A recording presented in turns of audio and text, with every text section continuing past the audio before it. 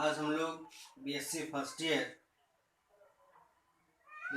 Year zoology के paper के बारे में जानेंगे। जूलॉजी का सिलेबस क्या है, उसमें कौन कौन से टॉपिक आते हैं, क्या पढ़ना है। ओके, तो आइए हम देखते हैं कि जो बीएससी फर्स्ट ईयर में हमको क्या पढ़ना है। इनवर्टिब्रेट जूलॉजी पढ़ना है। क्या पढ़ेंगे? Invertebrate zoology. जबकि सेकेंड ईयर और थर्ड ईयर में हमको वर्टिब्रेट जूलॉजी पढ़ना है। बीएससी फर्स्ट ईयर में बेटा 3 पेपर होंगे, 3 paper. First paper lower non chordata जो कि प्रोटोजोआ से हेलमिन्थ तक रहेगा।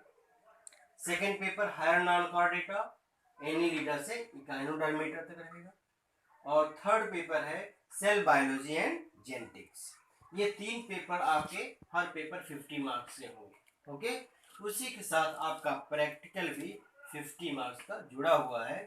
Means zoology BSc first year में जूलॉजी पूरा प्रैक्टिकल और थ्योरी मिला के कितने मार्क्स का पेपर होता है?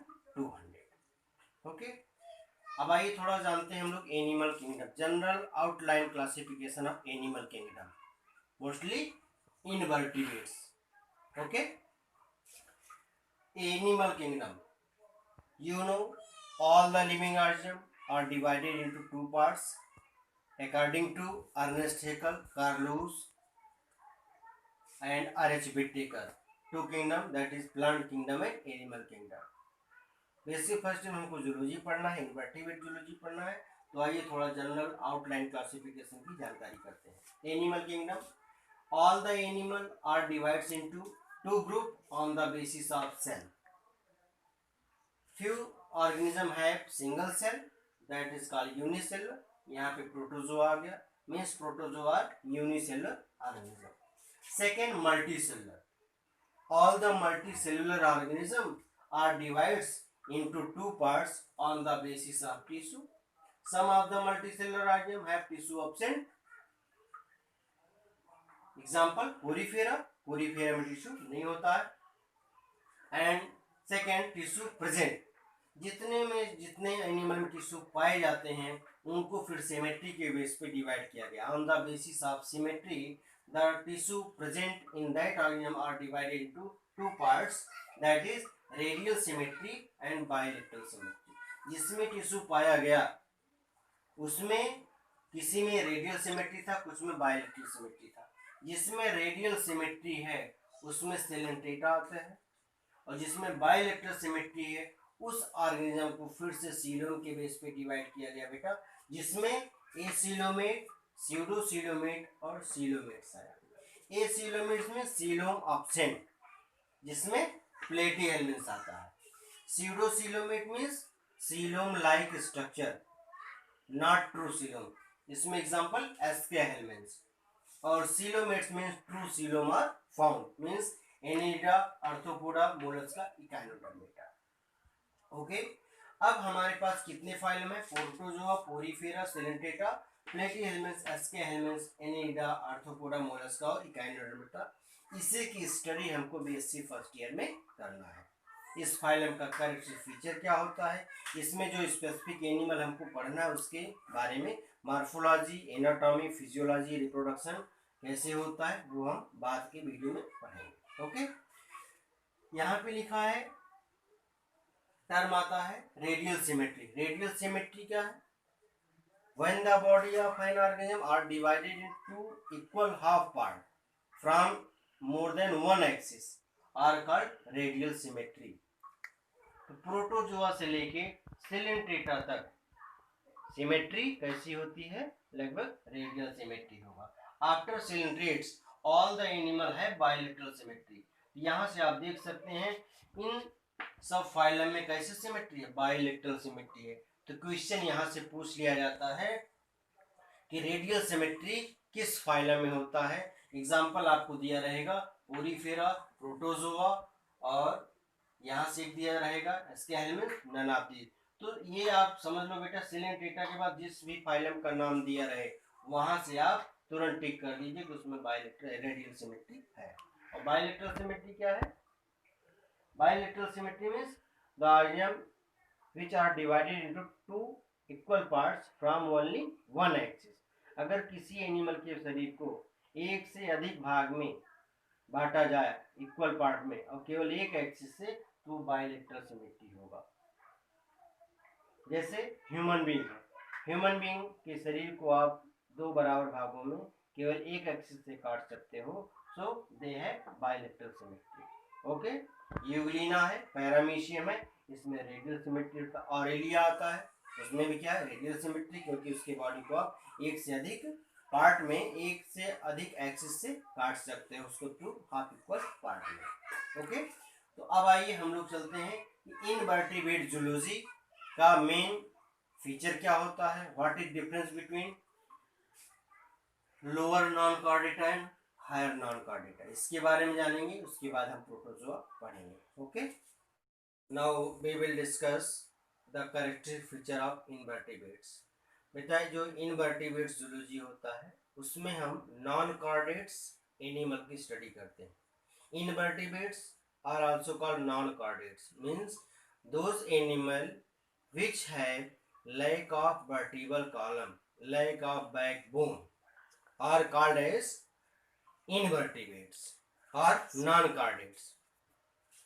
बेटा जिस एनिमल में बैकबोन नहीं पाया जाता, रीढ़ की हड्डी एब्सेंट होती है, उसको हम इनवर्टिब्रेट एनिमल कहते हैं और उसी को हम इनवर्टिब्रेट जूलॉजी में रखते हैं। ओके, इनवर्टिब्रेट्स का जो मेन कैरेक्टर होता है, पहला तो ये हो गया ऑब्सेंस ऑफ बैकबोन और vertebral column.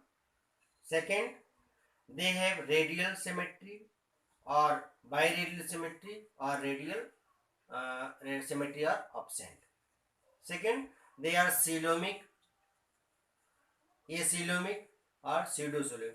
Mostly invertebrates are pseudocoelomic or acoelomic. The movement takes place by body surface, by locomotory organ, and the blood vascular system are not well developed. Okay, तो आइए हम lower invertebrates और higher invertebrates में क्या difference होता है इसके बारे में जानते हैं। Now we discuss difference between lower invertebrates and higher invertebrates. Okay, lower vertebrates are generally smaller in size, इनकी साइज छोटी होती है। Higher invertebrates are generally larger in size. The body organization in lower invertebrates are simple, whereas the body organization in higher invertebrates are complex due to presence of tissue and organ. Lower invertebrates or lower non-chordates animal have radial, biradial symmetry or symmetry are absent. But in case of higher invertebrates, bilateral symmetry are present. Means their body are divided into two half equal parts from only one axis.